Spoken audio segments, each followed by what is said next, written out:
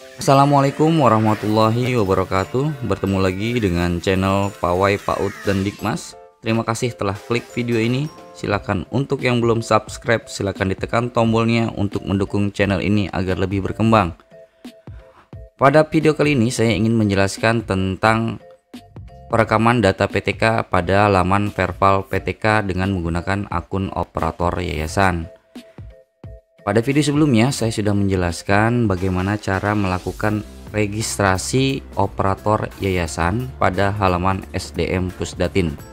Apabila pengajuan operator yayasan pada halaman SDM Pusdatin sudah disetujui atau di-approve oleh admin Pusdatin, maka kita bisa melakukan login ke Verval PTK dengan menggunakan akun operator yayasan.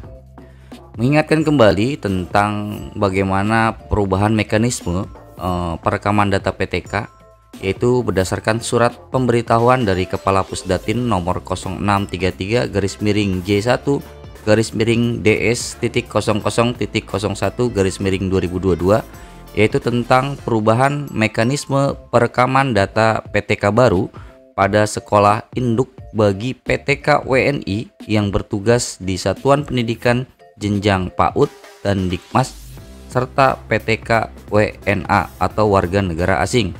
Waktu itu sudah saya jelaskan juga tentang terkait dengan surat pemberitahuan ini tertanggal 16 Februari bahwa perekaman data PTK itu bagi satuan pendidikan yang didirikan oleh masyarakat di bawah naungan yayasan, maka untuk penginputan data guru yang belum pernah terdaftar pada aplikasi Dapodik hanya bisa dilakukan melalui Verval PTK dengan menggunakan akun operator yayasan.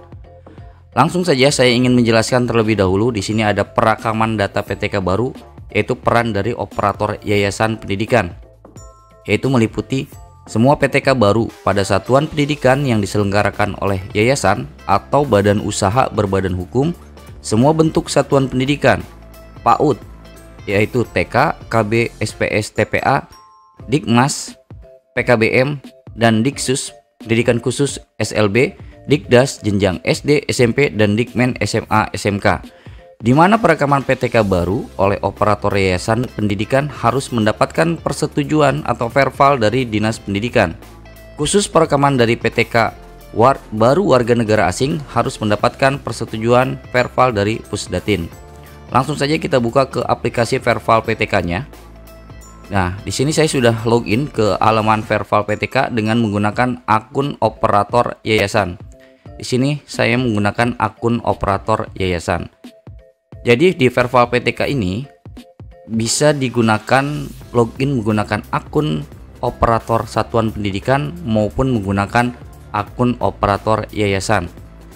Jadi mempunyai peran masing-masing. Kalau kita login menggunakan Verval PTK dengan menggunakan akun operator yayasan, maka di menu beranda sini akan ada daftar PTK, PTK baru, tambah PTK WNI, tambah PTK WNA, ada Verval PTK ini yaitu pengajuan NUPTK, status pengajuan NUPTK. Di sini untuk pengajuan NUPTK adalah kita untuk meng-approve permohonan dari operator satuan pendidikan dan akan masuk ke akun operator yayasan untuk di-approve sebelum masuk ke akun operator admin Dinas Pendidikan setempat.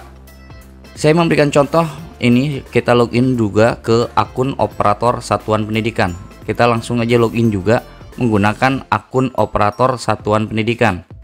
Ketika kita login langsung, maka di sini ada tulisan info pembaruan, proses perbaikan identitas dan perekaman PTK baru hanya dapat diakses pada pukul 6 sampai dengan pukul 20 waktu Indonesia Barat. Calon penerima NUPTK pada satuan pendidikan yang diselenggarakan oleh masyarakat, yaitu yang di bawah naungan yayasan pendidikan, harus mendapatkan persetujuan dari yayasan pendidikan melalui akses operator pada aplikasi Verval PTK. Di sini saya login menggunakan akun operator satuan pendidikan, yaitu di jenjang SPS. Di sini di daftar beranda hanya ada daftar PTK, kemudian Verval PTK. Di sini ada menu pengajuan NUPTK, status pengajuan, dan lain sebagainya. Tidak ada menu tambah PTK. Tapi kalau kita login di sini kapasitasnya sebagai operator yayasan, maka akan ada menu tambah PTK WNI dan tambah PTK WNA. Jadi bedanya antara akun operator yayasan ada di sini. Di menu operator yayasan ada menu tambah PTK, sedangkan di menu operator satuan pendidikan itu tidak ada menu tambah PTK WNI-nya. Saya memberikan contoh sekarang bagaimana melakukan perekaman data PTK baru yang belum pernah terdaftar pada aplikasi Dapodik. Maka kita lakukannya melalui Verval PTK ini.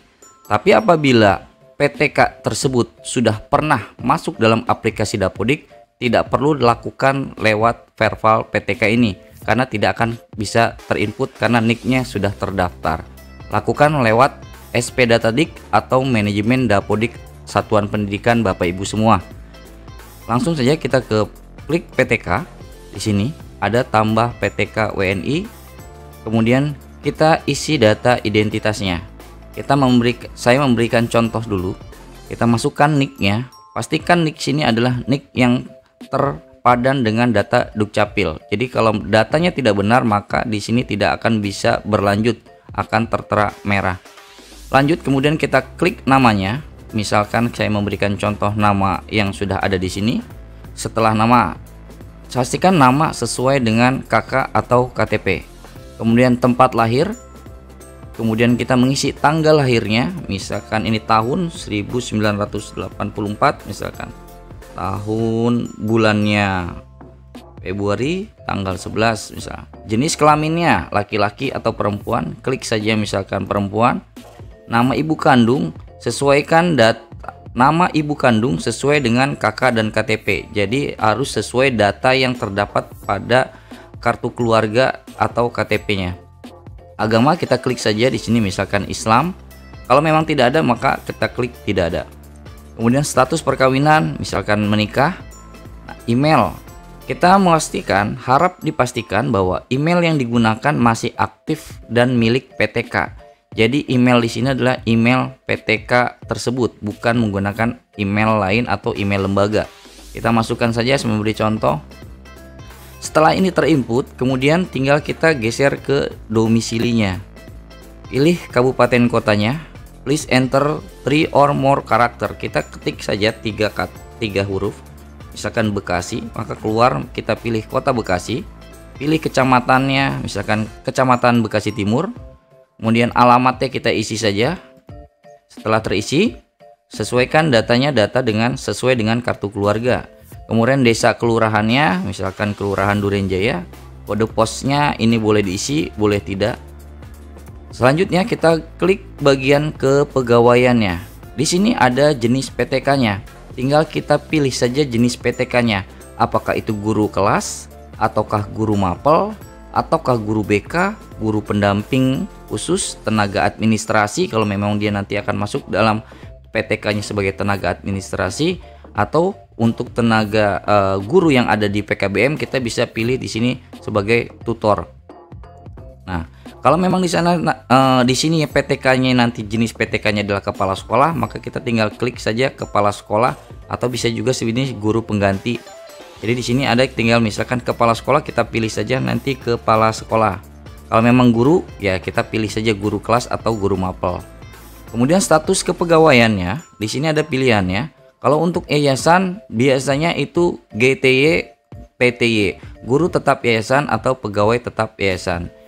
NIP-nya kita lewatkan. Jika pilihan status kepegawaian sebagai PNS atau CPNS, NIP wajib diisi.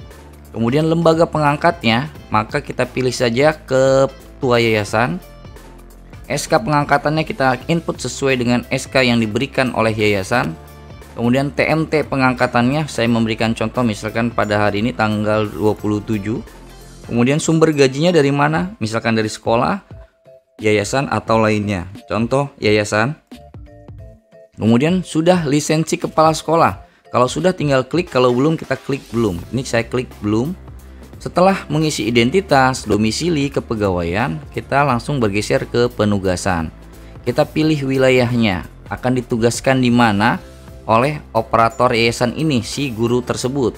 Misalkan Kota Bekasi, kita klik Bekasi, Kota Bekasi, pilih sekolah. Di sini kenapa tidak tampil sekolahnya? Karena memang yayasan ini tidak menaungi sekolah di bawahnya. Dia hanya menaungi lembaga kursus dan pelatihan atau LKP. Karena untuk LKP sendiri perekaman data PTK-nya bukan melalui operator yayasan, tapi menggunakan operator lembaganya atau satuan pendidikannya. Dia login di Verval PTK ini tapi menggunakan akun operator sekolah atau satuan pendidikannya. Tambah PTK-nya ada, itu dikhususkan bagi lembaga kursus dan pelatihan. Di luar dari itu, maka pengajuan atau perekaman data PTK baru yang belum pernah terdaftar di Dapodik itu menggunakan akun operator yayasan agar bisa dipahami oleh jenjang LKP maupun jenjang PAUD dan Dikmas lainnya. Selanjutnya nanti tinggal kita pilih, atau misalkan di sini yayasan ini menaungi beberapa sekolah, ada 10, 15, 20 ataupun ada banyak lembaga satuan pendidikan yang di bawah naungan yayasan ini, maka akan tampil semua di sini. Selama yayasan ini sudah menaungi sekolah tersebut, akan tampil nama sekolahannya di sini. Jadi kenapa tidak tampil? Karena memang yayasan ini tidak menaungi lembaga satuan pendidikan selain LKP. Selanjutnya kita klik saja nomor surat tugasnya yang sudah disiapkan surat tugasnya, kemudian tanggal surat tugasnya samakan saja, misalkan terhitung TMT tugasnya terhitung samakan misalkan 27 Januari ini. Kemudian kita mengupload SK penugasannya. Di sini berkas dalam bentuk PDF ukuran maksimal 1 MB. Kita pilih saja misalkan di sini ini sebagai contoh. Kita klik saja. Kemudian tinggal simpan. Setelah kita simpan perekaman data di sini, maka kita bisa mengecek statusnya apakah dalam antrian, apakah disetujui. Kita bisa ngecek setelah melakukan perekaman dan simpan ini. Di menu sini ada menu status. Kita klik saja status. Nah, nanti kalau yang sudah melakukan perekaman itu akan tampil di sini nick, nama, bentuknya apa, misalkan ini apakah ini TK, SPS, PKBM dan lain sebagainya akan tampil di sini. Nomor NPSN-nya, nama sekolahnya, kabupatennya, tanggal pengajuannya kapan, dan statusnya apa, apakah disetujui, apakah masih dalam proses antrian.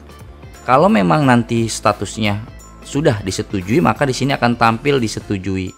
Maka tinggal melakukan tarik data pada aplikasi Dapodiknya, menghubungi ke akun operator atau admin Dinas Pendidikan setempat.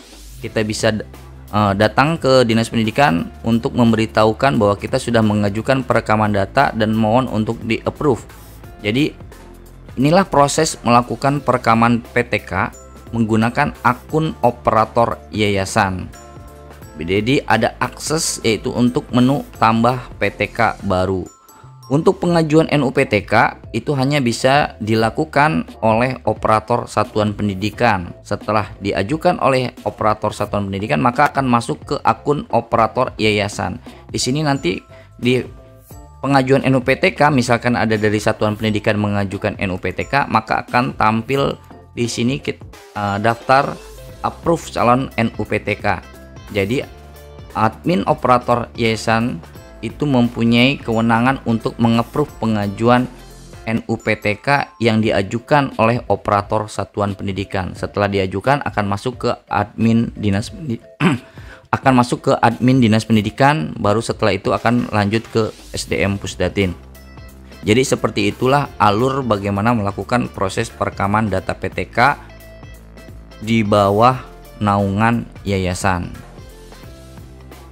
Demikian video kali ini yang bisa saya jelaskan tentang bagaimana melakukan proses perekaman data PTK pada akun Verval PTK. Apabila video ini bermanfaat, bisa bagikan kepada teman-teman. Jangan lupa yang belum subscribe segera di subscribe, kemudian like, komen, dan share apabila video ini memang bermanfaat dan berguna bagi teman-teman semua.